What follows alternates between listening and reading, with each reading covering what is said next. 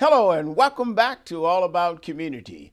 When we went to break, I promised you that my next guest would be Doug Davis, who is an architect right here in the Bay Area. Doug, welcome to All About Community. Thank you, Bob. It's great to be here. Yes, it's great to have you. Now, let's talk for a moment about your background and how you became an architect. Well, where did you grow up? Well, I grew up in Orange County, which Orange County, Orange all County, right. which a lot of people think is fabulous. They call it the OC and all that stuff now. When I was growing back up there in the 70s, it was very much what I would consider Fairfield is now, just very semi-rural, very agrarian, but very middle class and very Midwestern at the time. Ah, you were at high school there? Yeah, I went to Foothill High School, and then from there I went to Cal Poly San Luis Obispo. Cal Poly, all right. Yeah, I got my bachelor's in architecture there, and I also got my MBA there, and then I moved on up to the Bay. All right, very good. When did you decide you wanted to become an architect? I think I was around the 6th grade when I decided to do it, and when I was a kid, I played with Legos and blocks, and I was also into D&D basically back in What's D&D? Dungeons and Dragons. Oh. And one of the things about Dungeons and Dragons is you have to basically make your own universe. You have to design your own worlds. And the nice thing about designing all this stuff is kind of you realize you had the power to kind of go through and shape environments. Mm-hmm. And the other thing I really liked about it is there was a technical aspect to it in terms of basically how you design buildings, and there was like an aesthetic aspect to it, in terms of moods you're trying to set. And that really blended together nicely, and that's really why I like architecture. Did your parents have any influence? They did in one respect. My dad was an industrial engineer, and later on he was a vice president of Mattel Corporation. He left that to start his own plastics manufacturing business. And then my mom joined him as kind of like his administrator. But they were entrepreneurs, and that definitely influenced, my decision to kind of go through and start my own firm at some point. I can see that. Now, did you have any mentors or anything like that? Not like directly in like the field of architecture. I followed my dad in terms of his ability to set up a business. I had a wonderful uncle who was an attorney. I had a lawyer. A lawyer.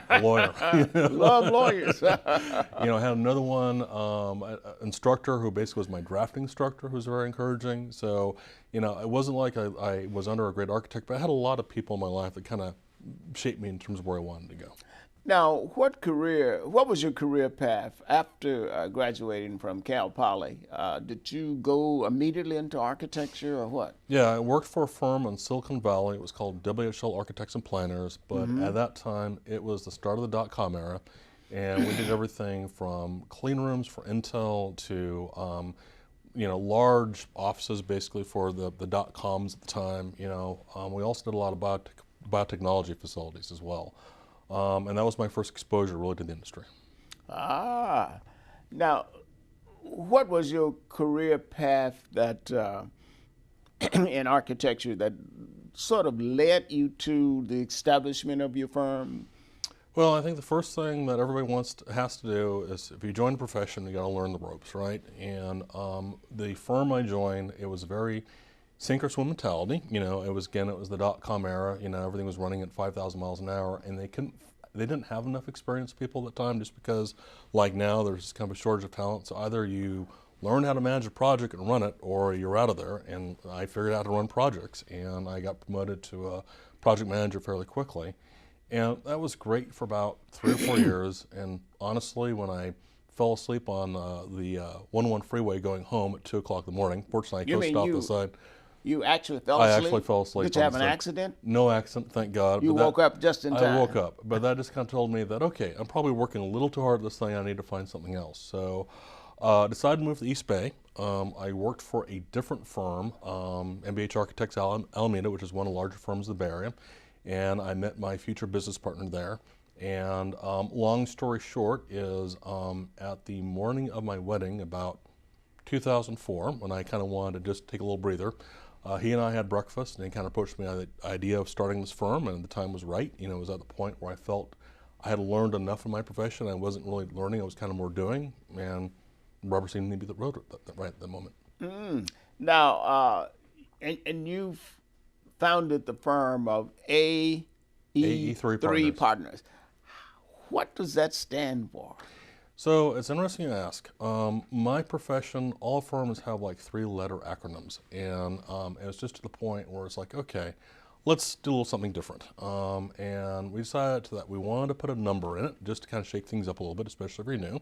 We wanted to start with the letter A, but a very popular term in my profession is A&E, which stands for Architect and Engineer. At the time, we had 3 partners, you know, so I said like AE3, that seems to work.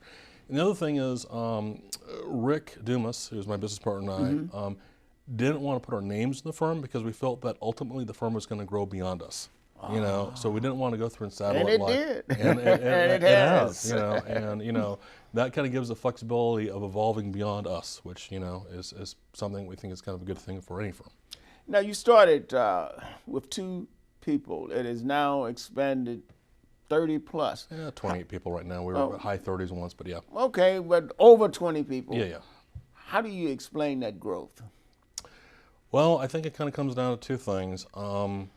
If you have a firm or you want to start a firm, you know at some point you have to add people on board, but you know, our philosophy but toward our clients has always been, it's all about the client, you know, and I think sometimes architects kind of get wrapped up in their own mystique, you know, and they forget that they're in the customer service industry.